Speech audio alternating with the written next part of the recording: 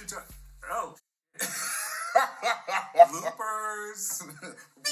Take two. Welcome to Two Guys and a Girl podcast. My name is Big J. This is Wally B. Hey, everybody. Mimi is off this week.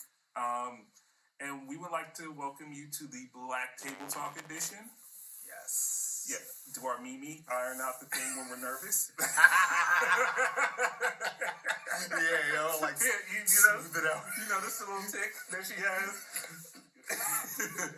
And, yeah, we're really happy to have you guys. First up, I want to start it off with the big claps from Wally B.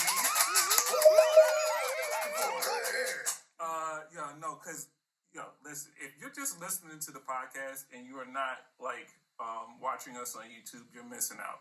My man Wally B's production game on the YouTube is immaculate. This week he had the names italicized and everything, had the sound effects on fleek. I heard that in a minute. The sound effects on fleek. Yes, because we talked about that and he actually put it in there, and so that it sounded real good. Oh yeah, the part I left out about that, in terms of what we're talking about, is I found a free solution. Oh, nice. I found a website that I used to use way back in college, many moons ago, when I was learning production for the first time. Mm-hmm. And there was a resource our professor gave us. He gave us a lot of resources so we could have that kind of stuff, royalty-free sound effects that can just be used in whatever kind of way without any kind of subscription. It's just stuff that people upload to this site. It's a peer sharing type thing. Oh yeah, I've heard of those kind of things. So that's actually pretty lit. That's how we like to do our resources around here. You know what I mean? Free 99, baby. I appreciate the compliments about everything looking and sounding great. That makes me feel good. Makes me feel like I'm doing, doing a good job. No, because I remember Mimi was. She said that she liked the fact you did 2 episodes ago. You did a callback. Yeah, when I was talking with just me and you, and I was talking about not as hard as you, and then it's like a yeah. And I remember thinking also no, that's lit and that's dope because I hadn't gotten to that part of that episode yet. So I got to shout out my partner in crime, Chris, though, because she was the one who gave me the idea of just adding some different stuff into the videos than what we put into the audio. You know what I mean? Because before it was the video and then the audio was almost complete match. Right. No, I like that. I like the fact that because that's what normally of course we're not doing Patreon and stuff, but right. I like the fact that you could have 2 different audiences. Yeah. The people who want to listen just to the audio and no bells and whistles, and the people who get a chance to see the callbacks and the thing. Because I noticed that and I was like, oh, this is. And then the audio is different from the YouTube. Yeah. And I hadn't said anything. Makes it a little more fun, right? A little bit more interactive. Yeah. No, and I like that because if you're going to ask people to invest time watching something, it should make be it dry. Yeah, exactly. It should be something where it's interactive and entertaining in that way. So we're working on that. We the other thing I think people might want to hear this is we got a new logo. Mm-hmm. You know what I mean? It's on the way. Now I was working on it. One day, I decided to send it to the group, send it to the media. Here we go. I was like, yo, I've been working on some new stuff. The reason I asked y'all for your favorite colors a few weeks ago was I was making the little name things. You notice yours is purple, mine is blue, and yours is green. Yeah. And in the same vein, I was like, let me go ahead and try to make a logo out of the same aesthetic. So I started working on it. And I'm almost done. I feel like I got to make a couple more changes. And I sent it. I'm just took a picture off the Photoshop off the screen. I was like, yo, I'm working on this new logo. It's almost there. Mimi loved it. Big J loved it. He was like, it's great. And then I unlocked my phone and look on Instagram and that junk was there. No, and I was like, it's not finished. And you could when you look at the post, you can see the checkerboard pattern behind the logo because I was in Photoshop. Okay, here's the thing. He's right for calling this out, but this also needs to be said on this podcast. All 3 of us are all doing the thing together, but we also, all 3 of us are all doing things independently of each other. Yeah, very Our true. communication is not always the best across the board. We just kind of like the only thing that we do together in unison is show up here together and do the podcast. Everything else around the podcast just sort of just happens for the most part, and it works. So we never had like a situation, but in a situation like that, I had no idea. Like in my head, I'm like, I'm excited. I was like, let's share it. But see, here's the thing about Wally. Wally's like, I was like, Wally, you want me to share this? Not in that case, but in another case, I was like, sure, Playboy, do what you want to do. Yep. That's every single time he's asked me that, it's been like, whatever. Yeah, so I get that. So that case, in my head, I'm like, oh, this is the new logo. Let's go ahead and share it. But we're going to add to this counter we were talking about earlier where, like, you just be missing shit in text chain. Yeah, no. It was like, I was almost done with it. Almost done with it. No, because this week it happened again. So, once again, we don't explain things all the way in the text chain. It's just like ideas and letterheads. Yeah. So, we were talking about Black Table Talk. Wally's like, what's that? And I was like, in my head, I saw the beginning part and the end part. So, I was like, oh, you just say, what?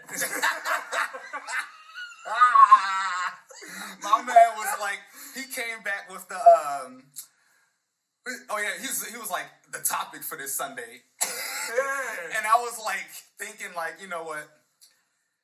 I might have a pretty good idea of what this is going to be, so I'm going to leave it alone for now. But then Mimi entered the chat. No, the gangster that is Mimi entered the chat. No, we're gonna be honest. The gangster that is Mimi. The gangster that is Mimi. Because she was like, yo, you're doing it again. He said, what's that? You didn't read it all the way again. You said what? Not when what?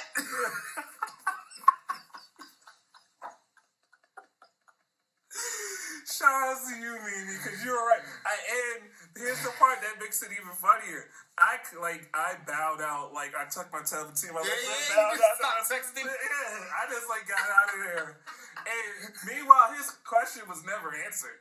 So Thanksgiving, he sent something in the group chat.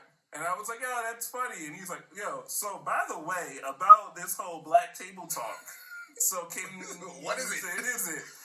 And then like, I got busy today because it was Thanksgiving. I ended up sitting. I was like, oh yeah, so we're going to be talking about Black issues on Black Table Talk because we don't really get a chance to see that on our Black outlets for some reason. Looking at you, BT.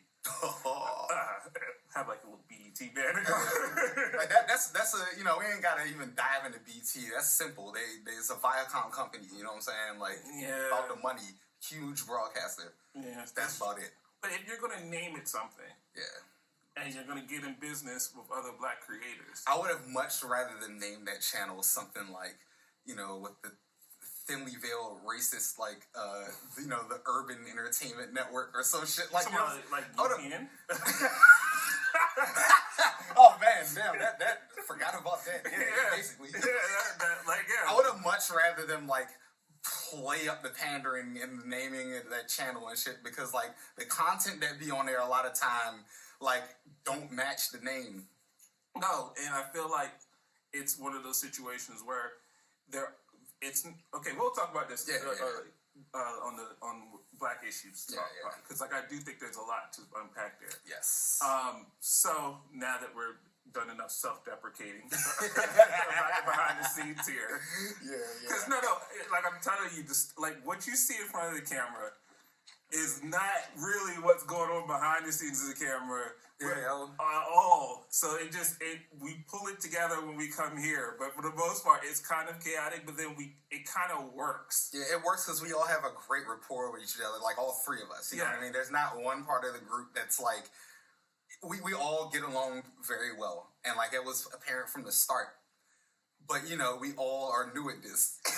No, and then we all got stuff going on. Especially with me. I'm really terrible with like the team atmosphere. And we ran into a couple of snafus at the beginning about that. Because I'm not, because even communicating within a team, I'm just like, really, bro? Like this is what it is. God damn it. You feel like, it's like we were talking about buzzwords last week. Say the word it stokes an emotion first, not like a thought process. This word is usually created in order to stoke emotion before a thought process. How they stoke emotion before thought process and shit. You know what I mean? Like, you get into a situation like that, and your first response is going to be to put your foot down because, like, you thought about all this shit for so long before this moment, and now it seems like, you know, somebody's matumboing my shit. Yes. And so your first reaction is going to be like, it is what it is. No, and I think for me, here's the thing. Ego gets in the way. Of course. And I never understood, like, I always thought, these groups are so stupid. Why would you ever break up? You have such a great thing going. But you never, like, been a part of, like, that experience, right? I've never been a part of the group. I've never had a situation where I've had to compromise or have to have a situation where there's other people with inputs that you have to work through. Yeah, exactly. And I think for me, that was a little bit difficult at first, is finding a way to get my point across and then also understand that it's not just about my point. Yeah. And I think that's the kind of thing that sometimes behind the scenes that you kind of, and within any group environment, like anybody who works at, at a job where you're doing team projects, you realize how stressful that can be. But then you can also realize where it can kind of help out because everybody can help balance each other out and how they. Everybody's got different skills that balance each other. Yeah. But like when the rubber meets the road, and you're a solo guitar act, and they're like, "Hey, play within this orchestra." You're like, "We what? need you to play rhythm." Yeah. You're like, "Wait, what?" But now I'm trying to. Yeah, I want to get my solo off. I want to. Yeah, and then you have to work. Sorry, I was finishing my solo. Are you playing a guitar or are you, like, stroking? You know what I was doing. You know what I was doing. That part.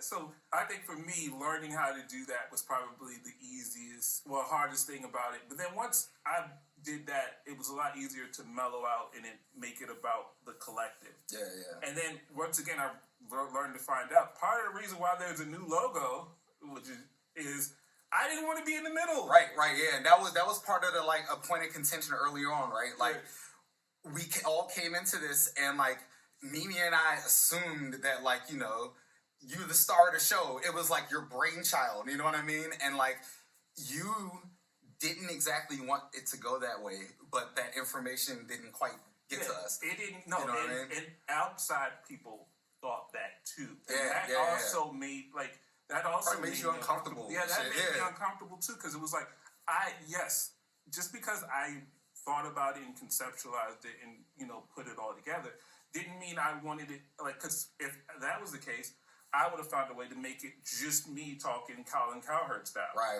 I wanted people in on it so it could be a shared sort of thing. I was always uncomfortable being in the middle. I was always uncomfortable with it being associated as my thing, because to me it was our thing. Yeah.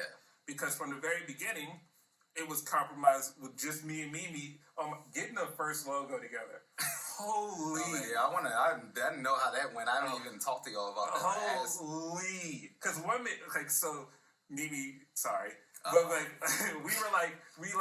I paid the guy the money for the logo. Okay.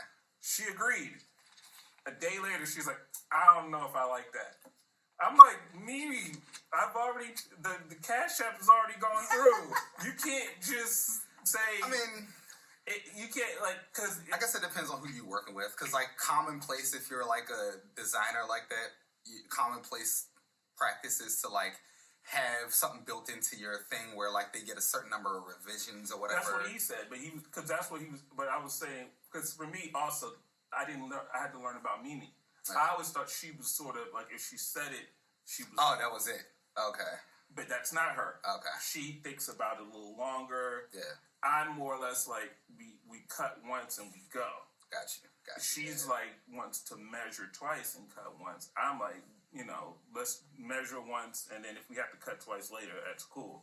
But that's what I'm saying. Yeah. Learning how to work with it and learning the person. Because, like, just because me and Mimi knew each other for 8 years, I did not know how she was behind the scenes of, like, thought process. You even worked with her and couldn't like know what that was going to be like because the certain things that we're doing just aren't stuff that y'all would do together at your job. You know? No. Yeah. And there's, like I said, there's a behind the scenes aspect. Like the stuff that I thought was going to be an issue was spending so much time around her, and like because me and you hadn't been around each other for a number of years, is how that was going to work too. But it ended up working. That part of us being around each other worked. It was the part of the coming together and finding a message within all of us and how we were all comfortable within, the environment was the part that we had struggled with at certain points in time. Yeah. But we ended up, like I said, it's easy to look back on that and be like, damn, I was tripping. but you need to go through that sometimes. Yeah, definitely. You need to go through the actual thought process of, hey, I need to maybe make a little adjustments with my own personality and grow up in certain areas. Right.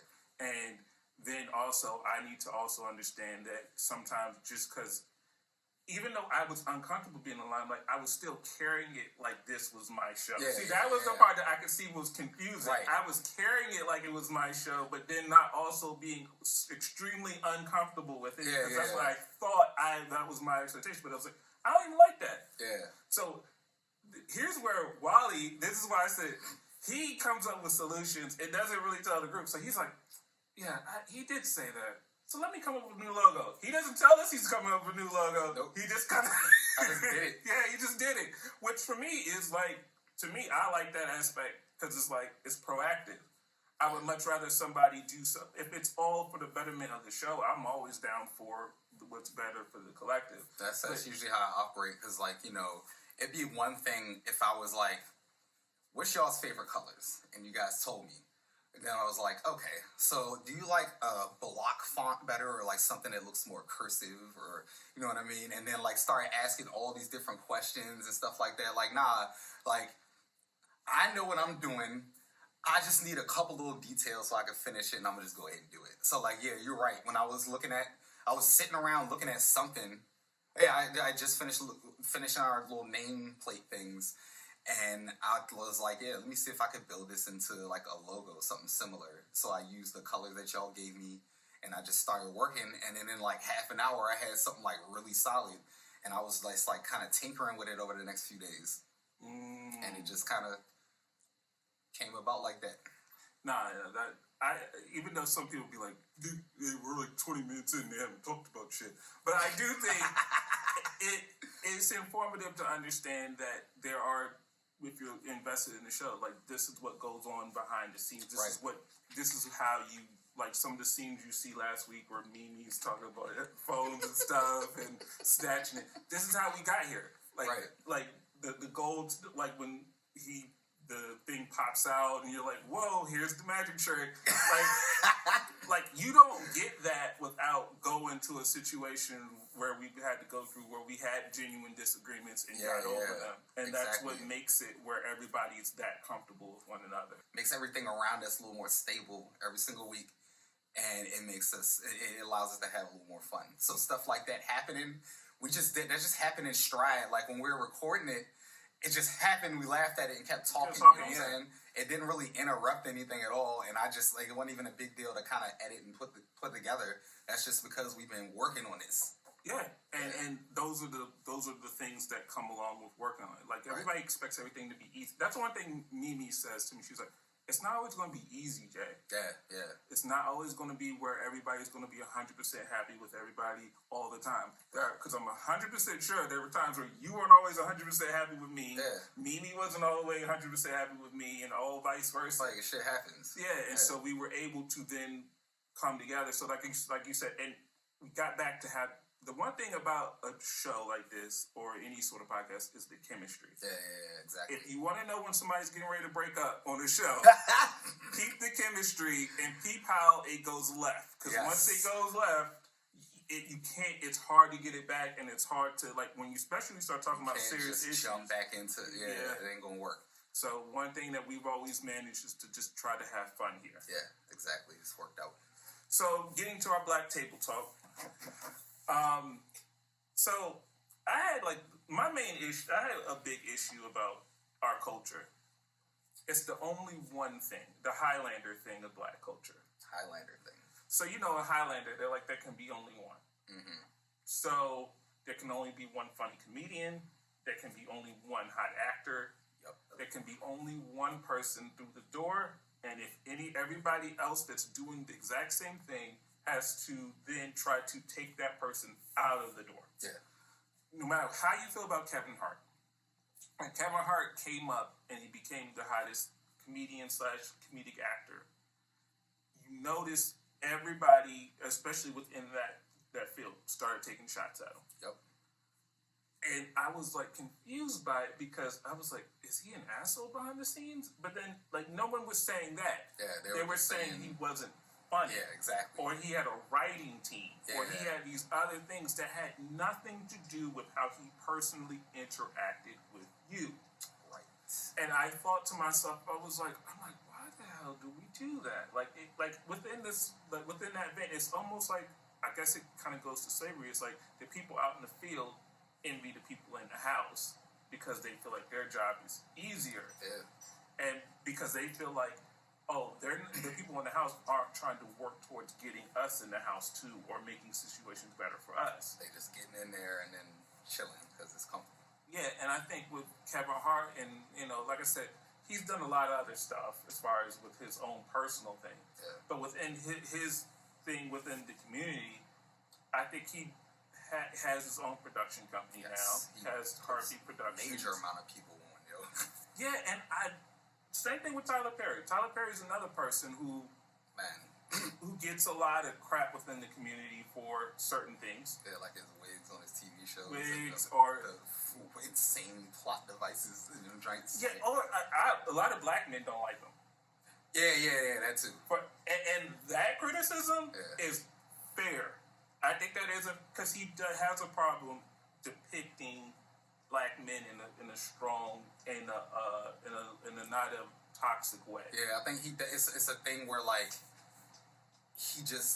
people think he does it too often. You know what I mean? Like it's always in your face when you come to watching his stuff. But aside from all of that, like you were saying, Tyler Perry got his own studio in Atlanta. Major, like huge. We talking about like right next to Universal and Paramount and shit. You know what I'm saying? We're talking about like Marvel wants to do a movie on a joint.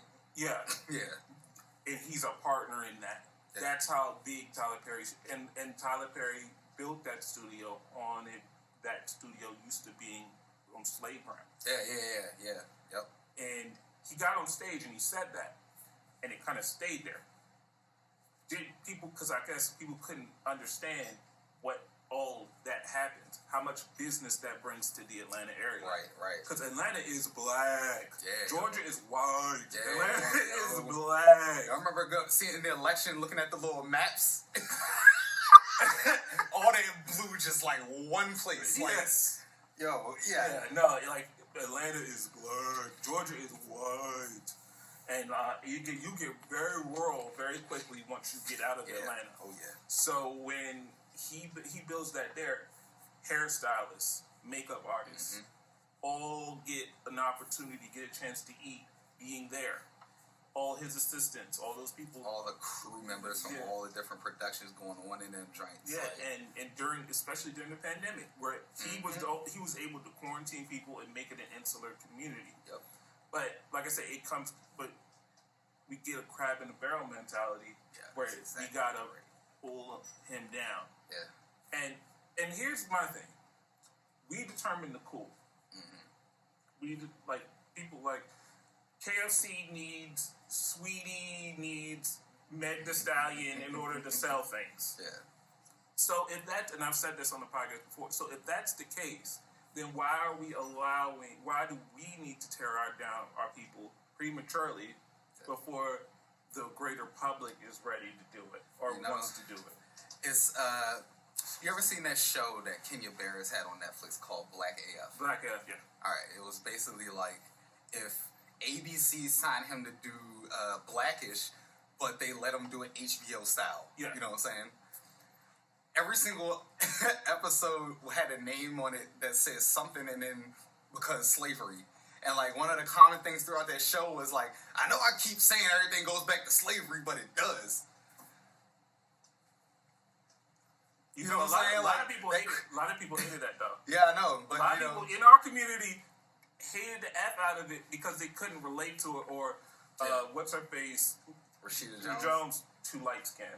The fact of the matter is that Rashida Jones is half black. You know what I'm saying? And the fact of the matter is, when Kenya Barris was on that show and his character was talking about, I know I'll tell you everything goes back to slavery. Like, it does, yo. Like, that crab in a barrel mentality, like, we were forced into a position where, like, you getting from the field to the house was, like, such a big, huge thing. Because, like, outside of the house, it was, like, your chance of just straight up dying for any multitude of reasons was, like, you know, 300% higher. That's a fake number, but it's probably real. You know what I'm saying? So, like, once you get there, like, all bets are it's all self-preservation. You know what I'm saying? And, like, as we've progressed through American history and there have been changes made, concessions made for certain people of certain demographics, a lot of the times behind the scenes, people have found a way to just repurpose that hate in a different way. And it just continues to perpetuate until now. That's why we are just starting in entertainment to get to the point where, like, especially music, where people have, like, their own power over this stuff. Yeah, exactly. We're just getting to the point where the stuff you're talking about, in terms of that gatekeeper mentality, getting there and closing the door behind you, is just starting to root that kind of stuff out. And, you know, and to circle back to the Rashida Jones thing, she was on the show because Kenya Barris has never acted before. Right. He's been a writer in a writer's room. So she had to carry him through these things. And if you ever listen to him talk about it, that's what he says happened. Rashida Jones carried me through that season so I could be Kenya Barris and develop that character. Right. Even though I'm in front, I'm not trained like she is. Right. She's done comedy shows. She's done movies. She's done these things so that she can help me out through it. Never mind her color. Never mind what colorism goes on. She is an experienced actress. Right. And she helped me. And, like, when it comes down to it, that's kind of what it's about. You know what's even more? Yeah, you won't. I don't think you'll find a story out there about Rashida Jones being on some Sage Steele type shit. No. You know what I'm saying? Like, never. She's not like that. Never has been. But then I think because just within what's going on, there are Sage Steeles. Yeah. So it makes it tough for Rashida Jones. Yeah. Even though she's never claimed to be anything else but black. Her dad is Quincy Jones. Yeah, she's never claimed to be anything else. Nope. Never presented herself as anything else. Nope. Never hid anything as anything else. When she plays roles, she plays it as a black woman. Yeah, like Rashida's been catching that heat forever. Yeah, and you know who else doesn't really catch the heat the same way? Diana Ross's daughter. Tracy Ellis Ross doesn't catch, but her racial makeup is the exact same thing. As a matter of fact, her last name isn't even Ross. Damn, for real? She has her dad's last name. It's just for showbiz purposes. Okay, yeah. You know. Huh? I didn't know that. Yeah. Not a lot of she openly talks about it. But yeah, she black. She's like kind of. Kenya Barris also had that in Blackish. She had that kind of. Well, you know what though? I'm thinking about it. Like, just think about what Tracy and Rashida were doing. You know, up till now, like. Remember Tracy Ellis Ross and Girlfriends and in that Kanye West video and shit. Mm-hmm. You don't want all of this. You know what I'm saying? Like, and then Rashida Jones was in stuff like, 30 Rock and The Office. You know what I mean? Like, that's pretty, like, people see that and they think that that's somebody choosing their lane. You know what I mean? And you know what? Also, I think what tends to happen is there aren't a lot of dark-skinned girls. Yeah, that's not a dark-skinned girls, not a lot of kinky hair. You know what I'm saying? Like, Rashida Jones' hair is, like, almost straight. You know what I'm saying? It grows out like that. Tracy's isn't. And she wears, like, her afro. She wears the puffs. She wears the braids. But then she doesn't get the credit because she's not a dark-skinned woman. Mm. So even within the community, I always want to be sympathetic towards that, because that complaint is real. Yeah, that shit is huge. We talk about stuff within the black community. Yes, colorism is like is and always has been like a issue. Even before we get to black women and how they're treated, which is I want to get into that as well. But like the colorism part, you know, everybody sees the Drake light skin memes online and all the rest of that. But with hidden behind the jokes is, you know, there aren't a lot of Gabriellians out there. There aren't a lot of people, Citabays. There are not a lot. Like, so when you see a movie like Black Panther and you see all that, you know, darkness. It was refreshing and it was exotic to people and it did billion because people don't see it. Yeah, and I think that's sort we're of talking about across the board, like, you know, just talking about people who aren't black, not just white people, but anybody who's not black or doesn't exist around black people. It was probably like to them like something new, and then to us it's something new too, because we don't get to see that shit. You know what I'm saying? Well, dark skinned men get championed. Yes, dark skinned men do get championed because white women love them. Nah, like that's part of it, you know what I'm saying? Like I ain't about to just be out here with like, yeah, that's the only reason, but like, you know, yeah, we get championed for certain things, just like, you know, black women for their certain reasons get championed for certain things amongst certain demographics, you know, it just happens. That's what happens, and we get championed a lot of times. I don't know, it's a bunch of different reasons. Yeah, and I think to keep going with like the whole with black women thing. I was having a conversation with a black woman, and I was asking her a couple things. I was like, why don't black women tend to date outside their race? Black men date outside their race a lot. Guilty. So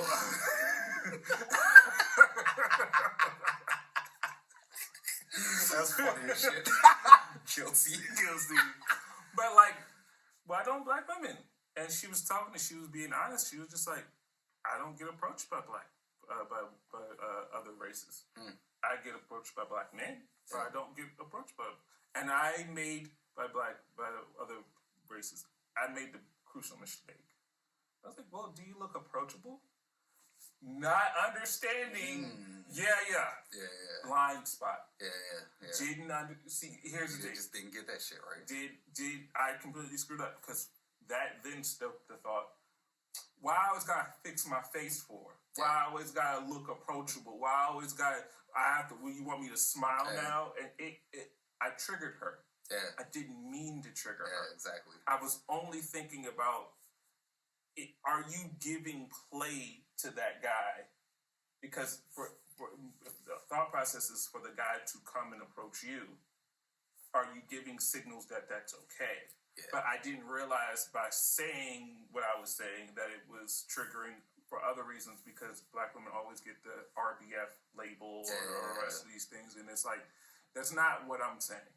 Yeah. But I'm approaching it from the scenario of if I'm a guy. My expectation is to go after. I'm gonna go after the person that I feel like wants to receive that. Yeah. I wasn't looking at it, and that's a good way to think. You know, that part is definitely good. But you're right. You were kind of missing a little bit of something, right? Yeah.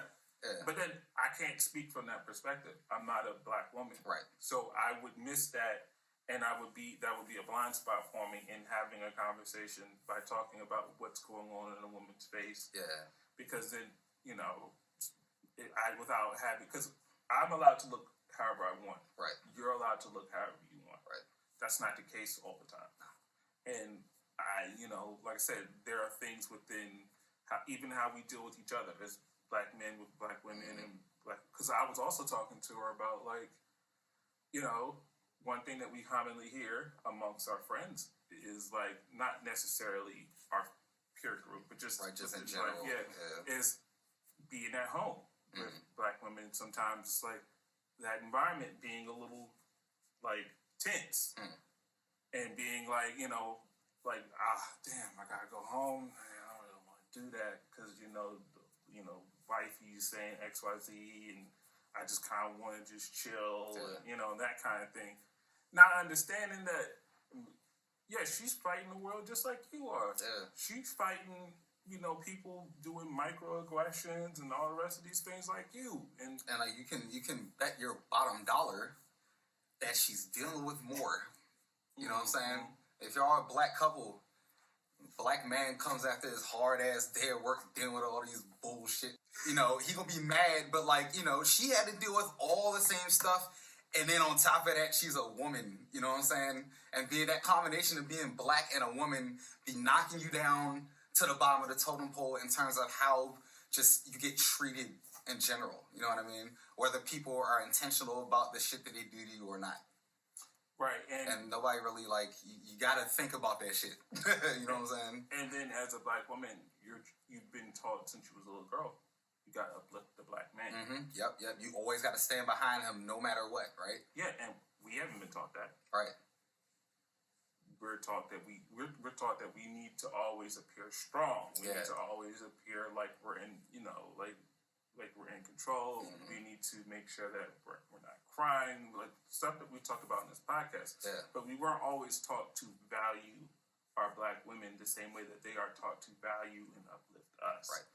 And that's a more of a learning curve that you have to get to whenever you're in a relationship. Like I think I may have said on this podcast, a lot of times you're taught how to do something, and maybe you could look at it and say, hey, that's the wrong way of doing it, but you're not taught the right way to do it.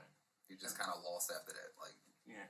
And I think that's the kind of thing where I was telling her, I was like, yeah, I admit we're doing things the wrong way, but we're learning on the job. And sometimes when you're learning on the job, you make mistakes, and there are things where we didn't quite protect you the way we should have. Yeah. And we need to learn better. And that's why, and we need to have discussions more. Like when I was looking up some of these black people in the past, like Angela Davis, you type Angela Davis into her search engine, you will see where she is on panels with other black people, with Stokely Carmichael, with conservative blacks at the time, where they're able to have these conversations in a form where people are able to express their thoughts and ideas and have an intelligent conversation, and so that they can figure out, okay, how do we move forward here? When you're not having conversations, no one knows how to do something better. Like they're not getting introduced to new ideas. Right. It just doesn't it doesn't work out when the two sides are engaged. No. Yeah, right.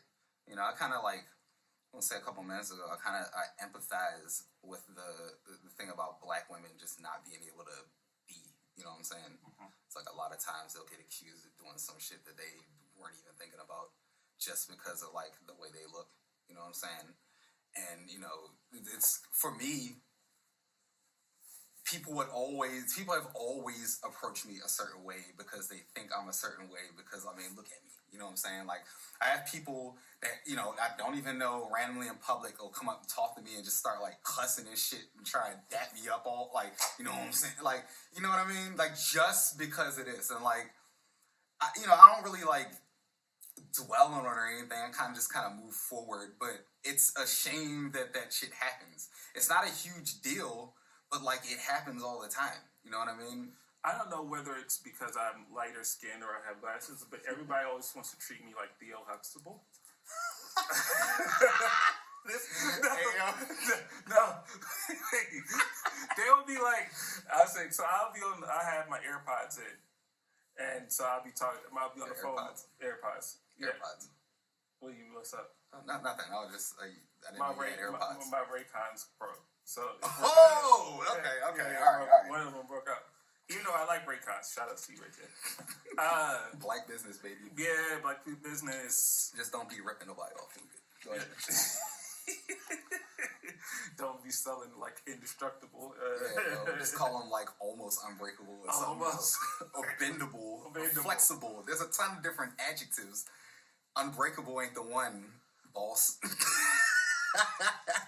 But like, they approach me like I'm Theo Huxtable, and it's like, cause I'll be on the phone with my mom, and I'll be like, yo, like, I was like, why is he talking to you about like what's going on? It's like, well, I guess because he thinks that I'm approachable or I am the person, and like that's not a bad thing that people think that, but it's like also you're doing a thing that you think because I look a certain way that I'm going to be naturally predisposed to helping you. See, I didn't even think about that because that, like, I was talking about how people just assume the way I look, they just start acting a certain way. But what you were talking about, that happens to me a lot too. But like with older black folks, I don't know. It's like they see a comfort in my face or some shit and want to tell me their whole life story when I was just trying to like find a cheap pair of dress socks at Marshall's. People of other races find, he's one of the good ones. Yeah. That's a thing but see, because I had to think about, I'm like, why am I getting approached and, dude that looks more like you with dreads and stuff isn't. Yeah. And I'm like, I don't work here. Why are you asking me? Like, what's that? But how many times somebody walked up to me in a giant when I had a black t-shirt on and were like, oh, can you tell me where the squash is? Like, I'm like, what? I don't work here, yo. Like, how did you think that I work here? Like, I just have a black shirt on, dog. Why do you think I work in a grocery store? Like, no one, I don't get that so much as I get, like, so, how you doing? Da-da-da-da. Yeah, just want to like strike up conversation. Like, yeah. What gave you the impression that like I want to talk to you right now? Now, like if I'm wearing like this and somebody wants to ask, "Hey, did you go to Georgia University?" That's different than so you seem like one of the safer blacks. So let's talk about that. I'm like, like nah, because I don't really want to talk to you. Like, like not even like just in general. Yeah. Like if I'm out in public somewhere and I don't know, anywhere, it could be at work or going to the store, whatever it is, and like you feel like I look like you want me to talk to you, you're wrong. Or that you feel like I'm obligated to talk to you. Yeah, that's the other thing. People be acting like, we're talking about returning energy. People be acting like when they're in public and they like field a question, you know what I mean? They say something to you that like you absolutely have to respond. I mean, because culturally, that's not how we were brought up. Right. Like, if you don't know somebody, you don't bang, like, that's not how that one works. Like, it's not a situation, and you could call it rude, but you could also call it somebody who doesn't know you starts asking you questions, starts getting close to you, is probably looking to rob you. Yeah, like it's a defense mechanism as well that does not also go to, like I said, everybody's raised differently. Not that may not be the same thing for other people, but for us, like, that's a preconceived thing you have to look out for. You if gotta somebody you don't know is now showing interest in you, then you have to be careful. Like, what is their ultimate aim and goal? Because they may not be a friendly person, because that is not the experience that we were brought up on. And so, that's another thing that they wouldn't know, because that's not their experience. And I'm sure they're just being nice and being, but like that for us, I had to get used to that at work. You know what I mean? Like my most recent job, there's a lot of white folks in the building.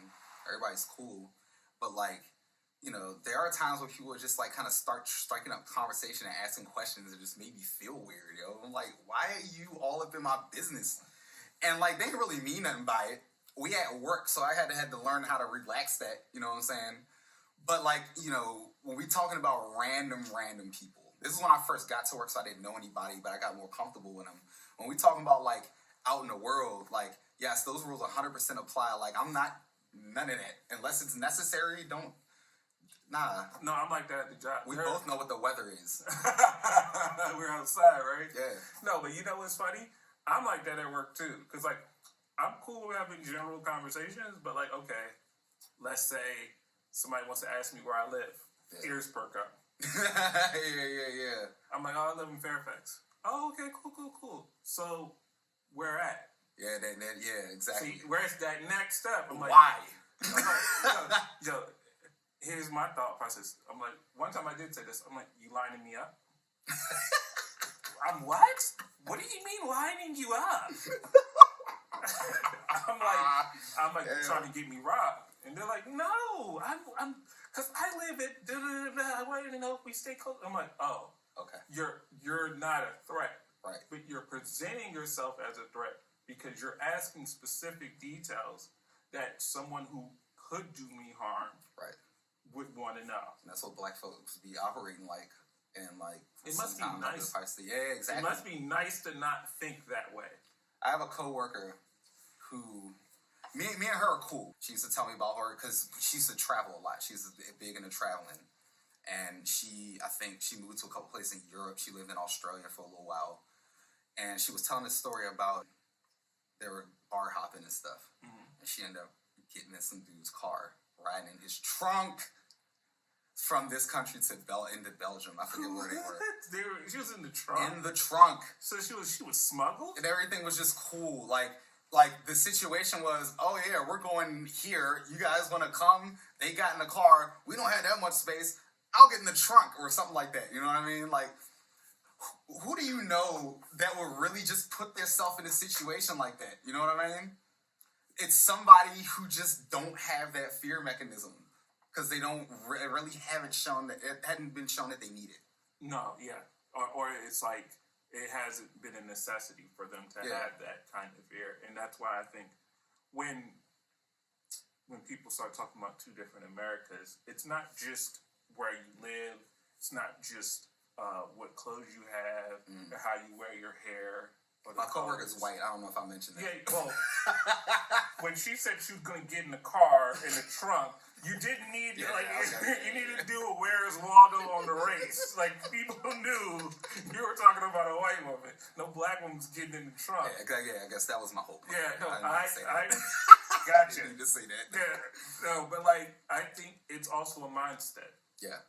And that mindset is what colors everything that goes on around us. So, like, I feel like white people sometimes feel like, well, black people only want to talk about race, and they always all cut off on race, and then everything's always got to be this and that. And it's like, that within your perspective, since you don't have to think about it, of course you're going to feel like with somebody else's outlook is going to be more extreme than yours or that way, because you don't have to think about it. Right, exactly. It's not something that you grow up having to deal with or even have to, contend with. Like using the term standard.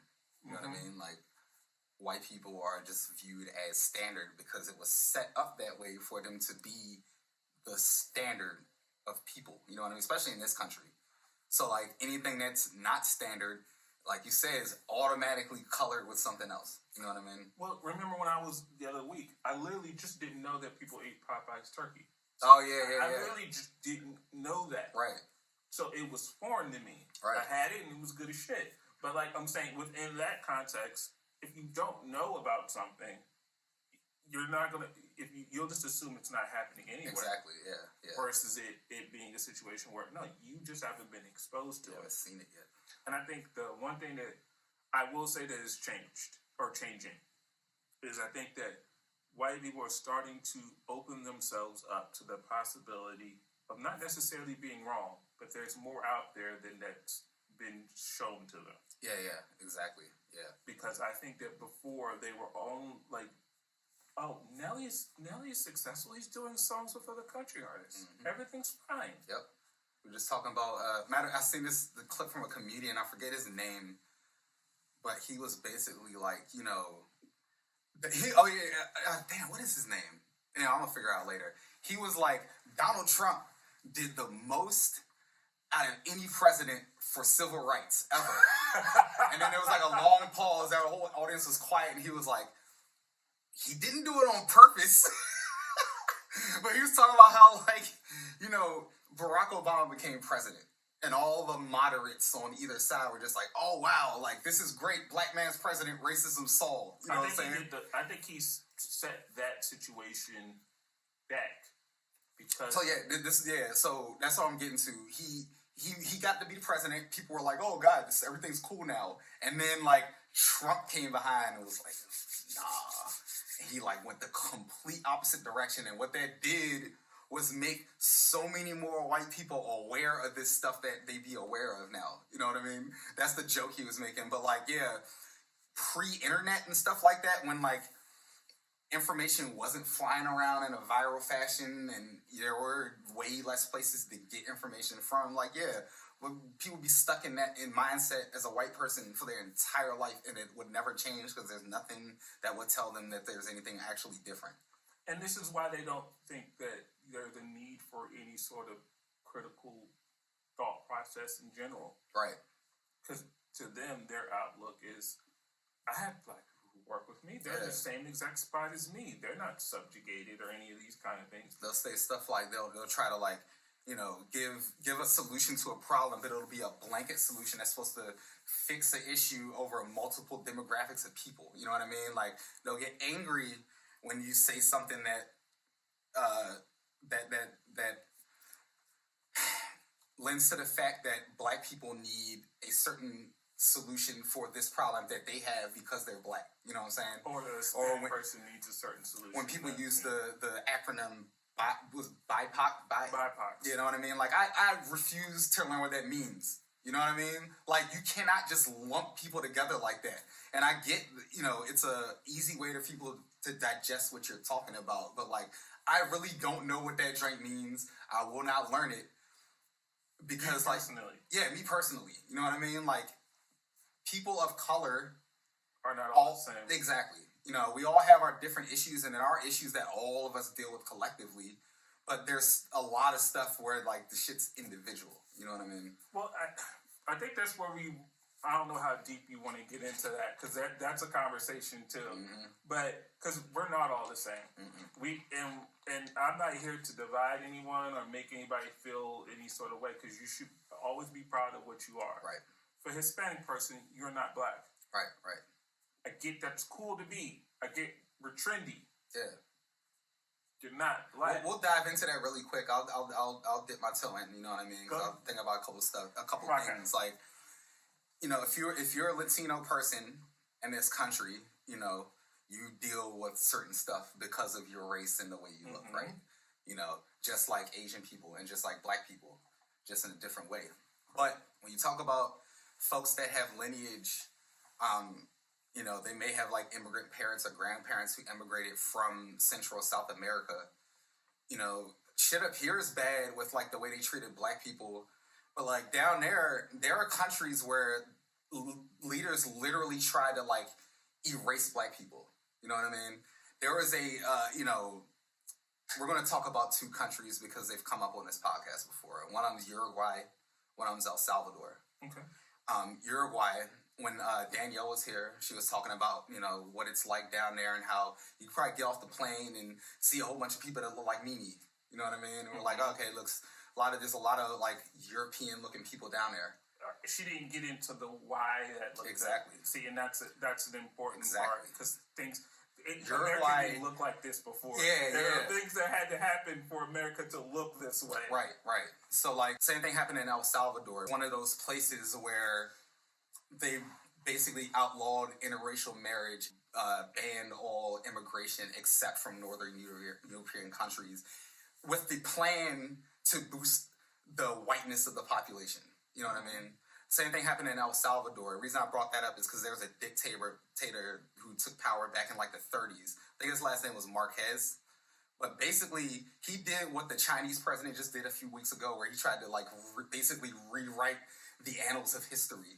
You know what I mean? And like say that something was what it wasn't. His thing was the slave trade did not actually come through El Salvador. You know what I mean? So on one hand, he was trying to get his country away from the slave trade. But then on the other hand, making it okay to erase all Afro-Latino people. You know what I mean? Like, I think they also banned interracial marriage there too. And this is like, these things are pretty common among a lot of these countries in Central and South America.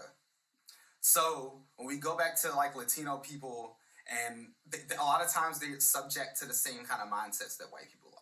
Where white people that voyeuristic, want to take their skin off and wear it, that kind of feeling that you get when they're like got eyes focused on what black people are doing. And maybe not, and I agree with you. Yeah. I just also want to say, not in the same way, obviously. Yeah, but also unconsciously. Yeah, unconsciously. Yes. See, that's because I don't disagree with the words you're saying. Mm-hmm. I'm 100% about you, but I don't.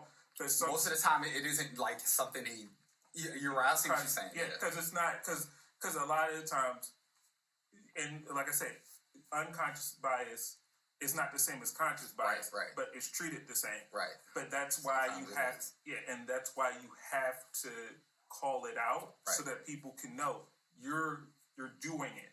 Right, like if you're black and you're sitting in a room and a Latino person says the N-word, like right, the best course of action is to let them know right then and there that they, one, shouldn't be saying it at all, but two, definitely not around no black people.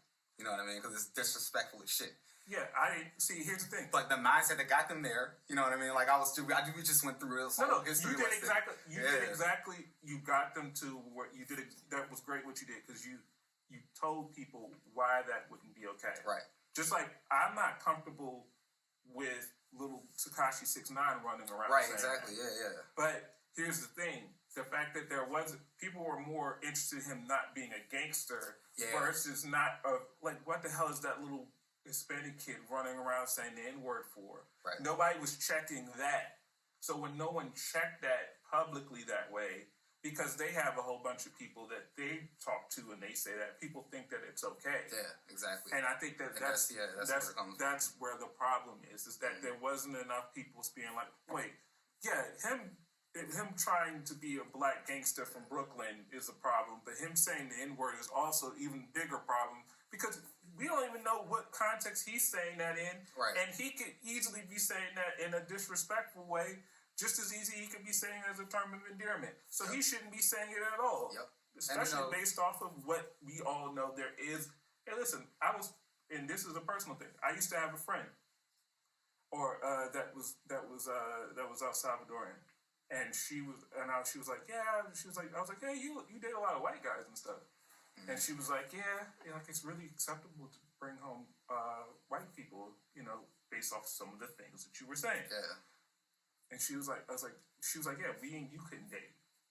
And I was like, well, why? Because I thought interracial. She's like, yeah, interracial dating with white people's okay. Yeah. You being black is a problem if I brought you home. And you being my friend is cool. But you being my boyfriend would be an issue, right? Based off what our kids might look like.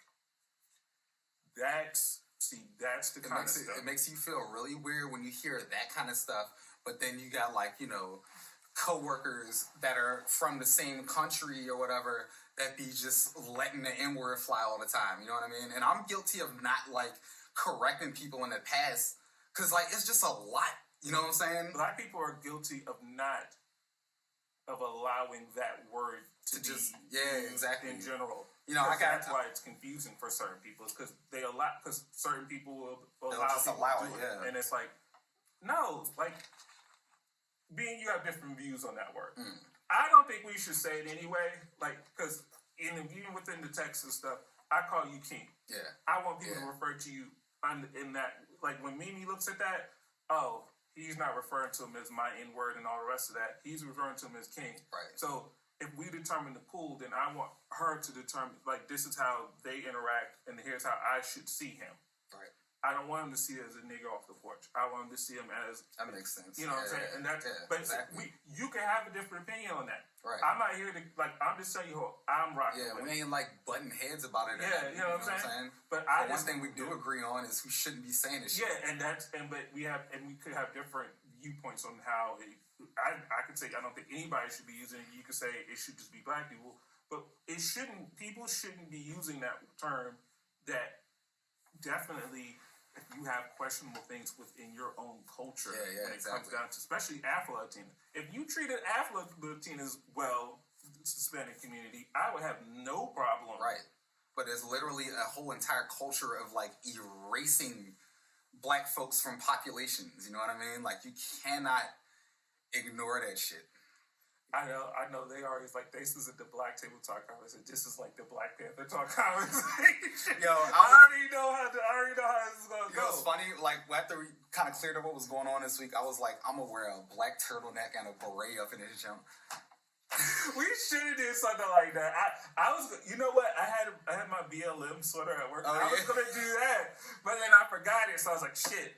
But I was gonna do that, but even though these conversations may be slightly uncomfortable for some to hear, these are conversations due to the fact that it's being uncomfortable, they're not had. Right.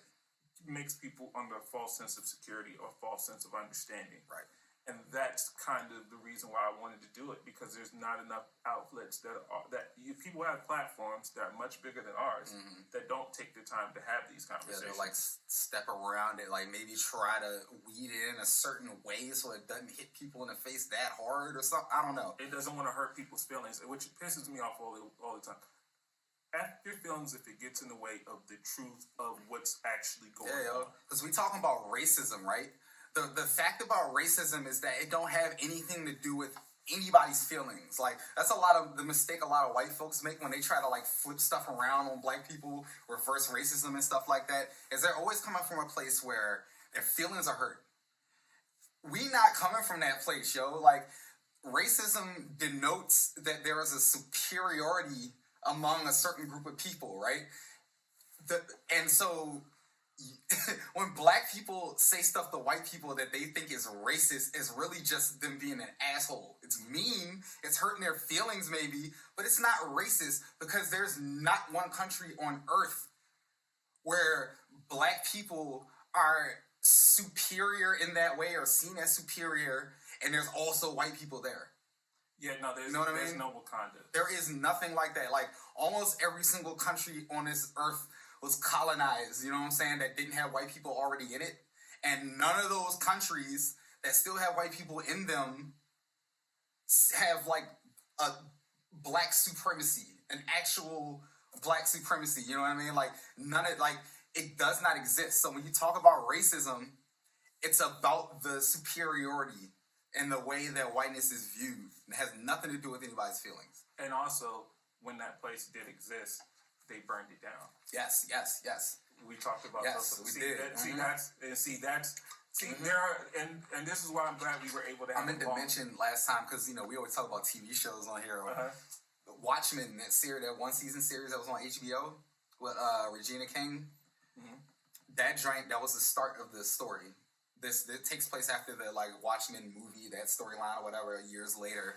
And the beginning of the story is the Tulsa, Oklahoma bombing, and it stems from there. And they also talked about that on the HBO series that was out a little while ago. What's that called? It was like a science fiction-y thing. You talk about Lovecraft Country? Lovecraft Country. Yeah, I need to finish that drink. Yeah, Lovecraft Country. That they have an episode about the Tulsa bombing. Yeah. That's pretty powerful too. I'm really glad they did, because not only is there a lot of people in America that are white that don't know about that, there are a lot of black people. Yeah, we're talking about that. No idea how we grew up in this black ass county and, like, did not really learn about that during school. Like, I learned about that bombing like sometime in college or something like that. And I almost didn't believe it. I almost did not believe there was a place like that existed that is no longer existent based off of that kind of thing. Like, I didn't believe that. The fact that, like, you know, not even just places like Tulsa, but just, like, regular places where black folks were living that just got bombed for no reason. Like, the one example I'm thinking of is in Philly. Well, there was, like, a Birmingham out there. The church bomb. Yes. So these things are, they're almost so horrific. And here's the thing. You know, when it's almost a blessing that those things happen because it pushed it to where, all right, we were cool with there being two different Americas that we didn't have to live in. Right. But now you're murdering girls in churches. That's a step too far. Yeah. Maybe we need to reevaluate. That's kind of what you almost have to shed. People almost have to go too far. Here's what we're talking about. People can protest and march and say whatever so long. A guy needs to have somebody needs to kneel on someone's neck in order to get people to pay attention. Like, somebody needs to go have a modern day lynching in the middle of the street. Y'all want gun reform? The Not Fucking Around Coalition needs to show up to an event and actually smoke somebody. Then it'll happen. Yeah. You know what I'm saying? Yeah, so that's what I'm saying. Like, it almost needs to be pushed to an extreme in order for it to, so all these people talking about riots and protests and all these people talking about, I'm like, if people could just simply get in a prayer circle and make things better by gently asking for it, then that's what it is. But if you've ever learned anything about American history, stuff just doesn't happen just because you politely ask for it. Nope. You have to literally shove it in people's faces and make them as uncomfortable as possible in order for things to change. And even if you actually get it, by the time you get there, it's usually tainted by a whole bunch of other stuff, mainly politics and business, money, all that shit. But that's America's. Here's the thing. Even the funny thing, even within, we do the culture wars here on the ground level. America is a corporation. Yeah. Corporations are not. Their only color they see is green. Mm-hmm. For the most part, there are certain corporations that have people at the heads of them that do certain things. But like for the most part, America itself is a one big corporation. It does. So if you have an idea, you can be Tyler Perry and be on your way to being a billionaire. But these are the things that people are talking about and they don't see. But on the ground floor level, amongst how we treat each other and the rules that we live by, there are still things that need to be addressed and talked about. And like I said, hopefully this episode has shed light on some of these things. And whether you agree with me and Wally or you don't, all we want to do is start a conversation. Right, exactly. If it's something you don't agree about, maybe think about it a little bit. Think about it. Have a conversation with somebody who thinks the way we do. Because for me, it's like, I'm opening myself up for the possibility of being wrong. And hopefully you do too. Yeah. You know, and so, like I said, I know we covered a lot of controversial things. Comment section may be going crazy. You know what, though? There's one thing that I don't know if we actually touched on that might be worth it. Go ahead. Which is just masculinity. You know what I'm saying? Explain. Black masculinity that... So, you know, we were talking about, like, slavery and the way that, like, we were left as a population and stuff like that. Mm-hmm. But, you know, one thing we didn't get into is, like, you know, the whole issue with the absent black dad and ripping the black family apart and the different things that, like, have been done to black communities over the years that kind of, like, color the way we think now. You know what I mean? Like, there's still, like, there's still a lot of the black, like, figureheads, entertainers, you know, influencers, just people of status that we look up to as black people that are, like, extremely problematic from a masculinity standpoint. You know what I mean? We mean There's people like 50 Cent and people like Snoop Dogg who, like, openly, like, be doing shit like criticizing women. Talking about like Boosie? Yeah, Boosie's a great example. You know what I mean? Just that kind of shit. There's still, I feel like there's still too many people who, like, really vibe with that. You know what I mean? You know, Snoop, whenever he was talking about Gayle King. Yeah, exactly. exactly. I was not a big fan of what Gayle King's, it's hard to call it agenda. I didn't agree with how she did that interview with Lisa Leslie. I did not agree with it because I felt like she was, for someone she had no interest in covering while he was alive, she was painting him in a certain way that a woman of color who knew him was not painting him in. Right. And was not trying to paint him in. Right. She knew him. She was around him. Let her tell her story. If you want somebody who felt differently, interview them. Right. But she was trying to tell her story that she had with him, and you should have allowed her to do that. But for me, that didn't mean for me to call her a black bitch.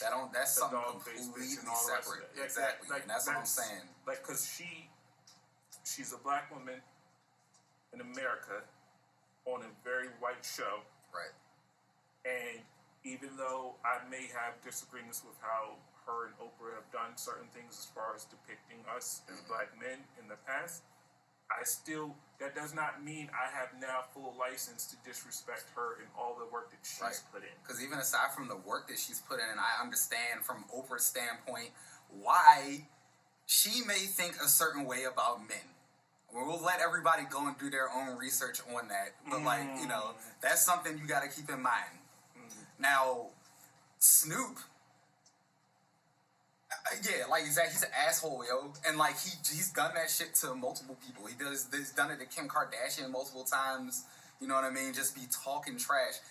50 Cent is another one. He does it he stay tearing down a woman in public. You know what I'm saying? But you know what's funny? Maya, like, okay, she was like, because, like, 50 had implied that he had slept with Maya. Yeah. And Maya was like, the dude was like, this is 50, and tried to do an interview where she's like, I don't talk to people who make up straight up lies. And she just, like, kept going. Yeah. And it was just like, and the dude was like, oh yeah, 50 was just playing around. It wasn't a game to Maya. Yeah. Maya didn't feel like, you don't play about, you know, me and what kind of reputation that brings upon me. Yeah. Like when 50 does that with guys and stuff, that's one thing.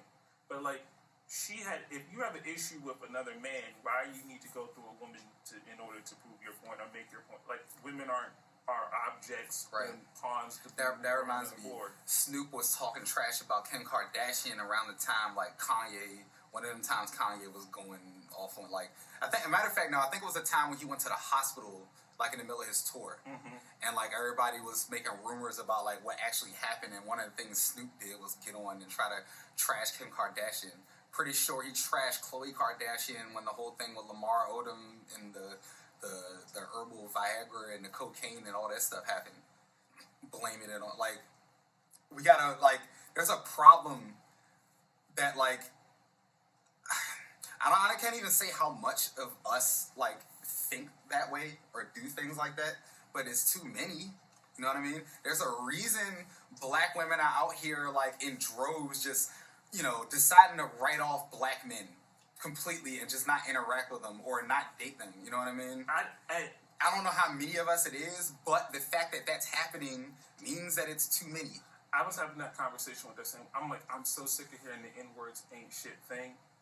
And I'm, because as a guy who respects his black mother, who respects his black sister, and doesn't do anything to go out of his way to be that openly toxic, that is kind of like very annoying when you hear that all the time. Yeah. But then I can also, and I told her I can get why that feeling pervades. Yeah. Because there is a lot of people who do, a lot of black men, like the men we were talking about, that toxic masculinity, that bring that out. And the natural thing now is there's going to be a hot girl summer. There's going to be these things that kind of work in opposition towards that toxic masculinity and treating women like objects and things to be discarded. Right. There's going to be that. There's going to be a backlash that comes from that. Women getting control of their own domain. Yeah, and then as a man, I could look at that and be like, I shouldn't have to cash at you to but like I get if I was silent and I wasn't as equally vocal on checking dudes when they were doing F shit to women, I have no right now to be mad when now there's a backlash going on. It's one of those things I like to, you know, I'm a very empathetic person. I may see the way someone feels like far before somebody sitting next to me looking at the same situation like me might see it. And one thing that I always thinking about is the parallel that, like, you know, when you talk about race and white people and how, like, sometimes they may react, they may be mad or angry or upset, or it's not all white people, or I don't do this or anything like that. I have to, like, think back of what I would say to them.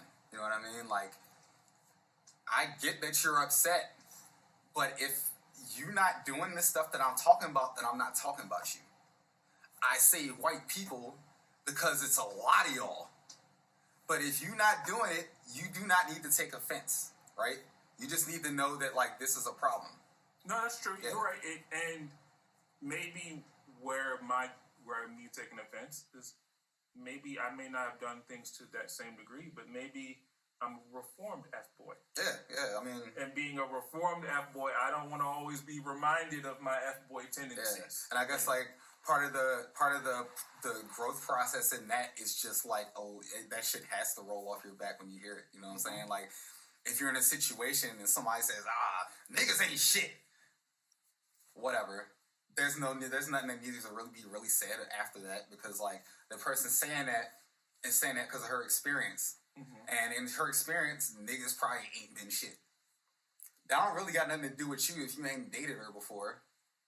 Sure. So, like, you know what I mean? Like, we all got to get better at just kind of letting this stuff roll off of our back that should. Or not taking things that aren't, you know, meant for us and taking it head on. Exactly. Because, like, it may, like, touch some part of your personality, the way you do things. You know, it may brush up against it, but that don't mean somebody's generally, like, straight up talking to you and telling you that, like, you're a piece of shit need to change. Like, it ain't like that. Yeah, no, I got what you were saying. Yeah. No, this was fun. Yeah. I'm really glad that we were able to put this out here, and hopefully people take the sincerity and where this is coming from a good place. Because we care, you know what I'm saying? Like, we care about folks around us and folks that look like us, because we experience how we get treated and know that everybody else that looks like us is probably experiencing something similar. But again, like you said earlier, people don't be talking about it. Yeah. They might touch the issue. They may touch it, or they're trying to, do an all lives matter approach to it. Yeah, and that's not my perspective. Like I said before, it's hard for me to speak from a woman's perspective. And guess what? I want two women. If you hear this and you feel like we didn't properly get your side of the story, start your own platform. Put yourself out there and have that discussion. Either that or like tell us so we not wrong and shit. Yeah. Yeah, no, I'm with that. Like, we want to spark conversation with this Black Table Talk so that people can have a different outlook or a different way of thinking about it. Yeah. And, and hopefully, that helps you out with your perspective. No matter what color you are. Yeah, exactly. That is the other thing. This is Black Table Talk, but, everybody could probably take something from this because of all the intersections that happen within society, right? You know what I mean? Like, there's Black people like me who don't fit the build of, like, what somebody may think the standard average Black person is. You know what I mean? There's people out there that think the average Black person, like, came from a single-parent household and didn't have either parent go to college or, bounced around from place to place in terms of living arrangements and stuff like that. And me as a Black person, I experienced none of that. I had a very stable childhood. You know what I mean? But I also can't let that, like, color the fact that, like, other people go through stuff that's way, way, way, way worse than me and not even that far away. And guess what? We're not all the same. Me and him disagree about stuff all the time. Yeah. Like, that's one thing I wanted to show here. Yeah, exactly, right? That was the thing. It's like, just because one set of people think one thing, that doesn't mean we're all in unison. We're all just like all white people different. Just like Honey Boo Boo's different from Miley Cyrus. Yeah, yo. Me and Wally. It's like Mimi's different from Woe Vicky. No, there's something we're going to talk about when Mimi gets back. But this is a Black Table Talk episode. But we'll get to that when Mimi gets back. But all right, no word because she's not here. And you guys take care of each other. And thank you for joining us today. This has been fun. We'll see y'all next week at Something Like It.